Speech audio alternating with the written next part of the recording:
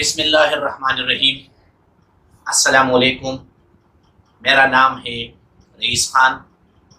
Indo پاک history lecture series میں آج کے انڈو پاک ہسٹری لیکچر سیریز میں ہم چھٹے لیکچر میں اپنے خیالات کا اظہار کریں گے۔ انڈو پاک ہسٹری لیکچر میں ہم نے محمد بن قاسم کے بعد کے حالات میں اپنے خیالات کا اظہار کر دیا ہے، اور آج ہم محمود غزنوی کے بارے میں چرچا کریں گے کہ محمود غزنوی کون تھا اور کیسے وہ ہندوستان میں جا گیا۔ محمود غزنوی کہاں سے آیا، کون تھا، کس خاندان سے تعلق رکھتا تھا، اور کس طرح انہوں نے ہندوستان میں فتوحات کیے۔ محمود غزنوی کے بارے میں جاننے کے لیے ہمیں اسلامی تاریخ کی طرف جانا پڑے گا، کیونکہ اسلامی تاریخ سمجھے بغیر ہمیں محمود غزنوی کے بارے میں جاننا مشکل ہوگا۔ جیسا کہ ہم سب کو معلوم ہے کہ محمد صلی اللہ علیہ وآلہ وسلم نے جزیرہ نما عرب میں اسلام کی روشنی کو پھیلایا، اور وہ 632 عیسوی میں اس دنیا سے سفر کر گیا۔ اس کے بعد خلفائے راشدین نے 660 عیسوی تک بہت شاندار طریقے سے حکومت اور خلافت کی، اور 660 ہجری کے بعد 660 اور 61 عیسوی کے بعد خلفائے بنو امیہ نے خلافت اپنی ہاتھ میں، یعنی 660 عیسوی کے بعد خلافت بنو امیہ کے ہاتھوں میں آئی، بنو امیہ کے ہاتھوں میں آئی۔ 660 سے 750 عیسوی تک خلافت بنو امیہ کے ہاتھوں میں رہی۔ 750 عیسوی کے بعد خلافت بنو عباس کے ہاتھوں میں آ گئی۔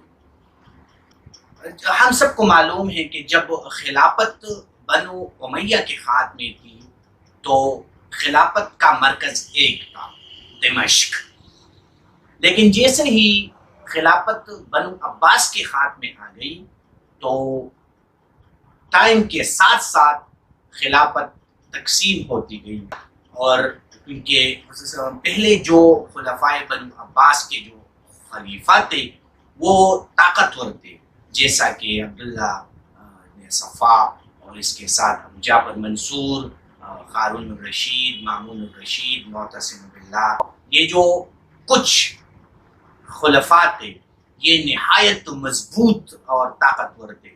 یہ فہم و تدبر، عقل و بصیرت اور بصارت اور ان ساری چیزوں میں، شاہ سواری میں، طاقت میں، فہم و تدبر میں بہت زیادہ جو ہیں آگے تھے اور ذہین تھے، اور انہوں نے اپنے فہم و تدبر اور فراست کے ذریعے ان ساری چیزوں کو کنٹرول کر لیا تھا۔ لیکن بعد کے خلفاء میں بہت زیادہ پست ہمتی اور یہ جو چیزیں تھی یہ پیدا ہوئی، اس لیے وہ اس قابل نہ رہے کہ ساری چیزوں کو، ساری سلطنت کو ایک ہی ہاتھ میں لے سکے۔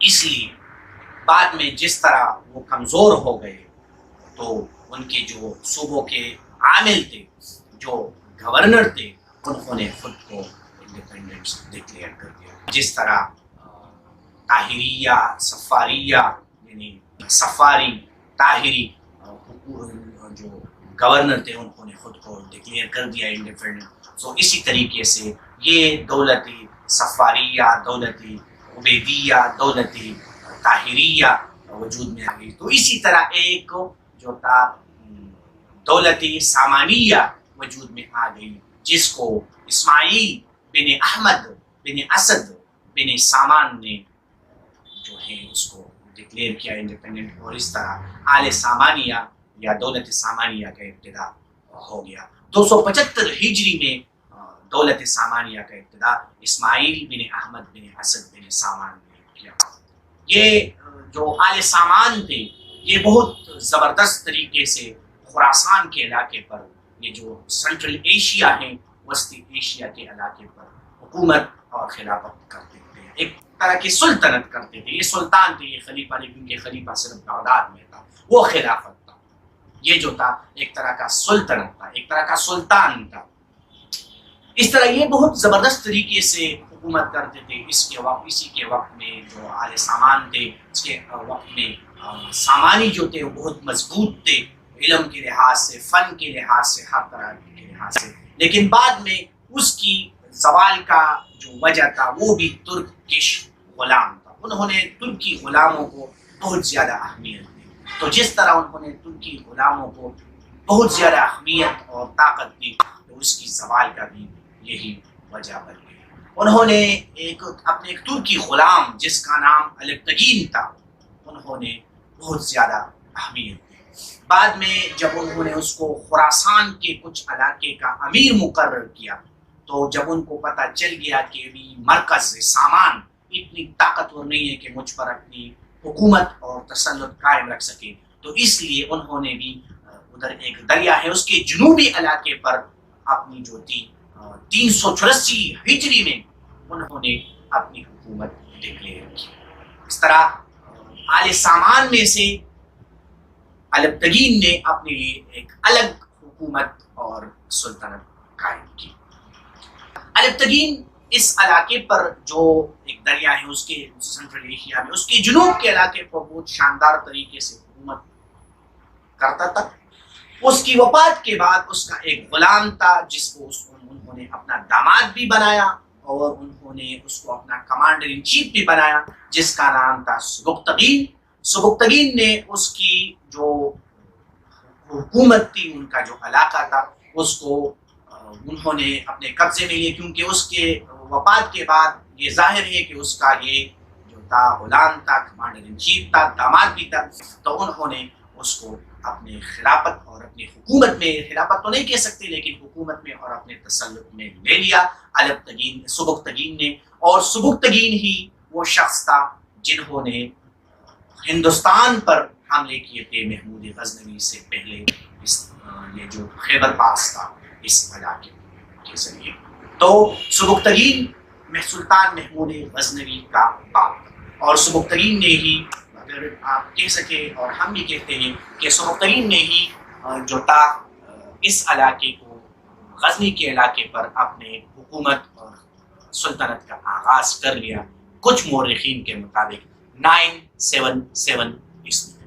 977 عیسوی میں سبکتگین نے دولت غزنوی افغانستان میں اپنی سلطنت قائم کی۔ سلطان سبکتگین کے وفات کے بعد جب وہ وفات پا گیا تو 997 اور 8 میں سلطان محمود غزنوی نے غزنی کی جو حکومت تھی اور جو سلطنت تھی اس کو اپنے ہاتھوں میں لیا، اور اس طرح سلطان محمود غزنوی کو حکومت اور سلطنت مل گئی۔ تو میرا مقصد یہ ہے کہ سلطان محمود غزنوی کون تھا؟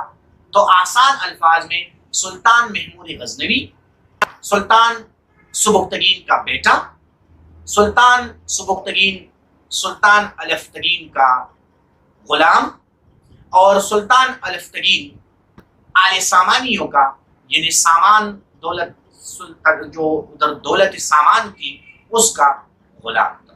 اور اس طرح آل سامان جو تھے اسماعیل بن احمد بن اسد بن سامان، اصل میں عباسیوں کا ایک گورنر اور ایک عامل تھا۔ اور اسی علاقے پر محمود غزنوی کے جو وارث تھے اس کے بعد 1030 کے بعد انہوں نے حکومت کی۔ تو محمود غزنوی ان ساری چیزوں کے ساتھ جو ہیں 1030 میں وفات پا گئی۔ اس کے بعد اس کے جو وارث تھے وہ تقریباً 200 سال تک ادھر حکومت انہوں نے کیا۔ اس کے بعد غوریوں نے اس کا خاتمہ کیا، اور اس طرح محمود غزنوی کا جو وارث تھے وہ ختم ہو گئے۔ اگلے لیکچر میں انشاءاللہ ہم محمود غزنوی کے حملوں کے بارے میں اور اس کے جو خدمات تھے ان کے بارے میں اپنے خیالات کا اظہار کریں گے۔ تب تک آباد رہیں اور ہمیں اپنی دعاؤں میں یاد رکھیں۔ شکریہ۔ خدا حافظ۔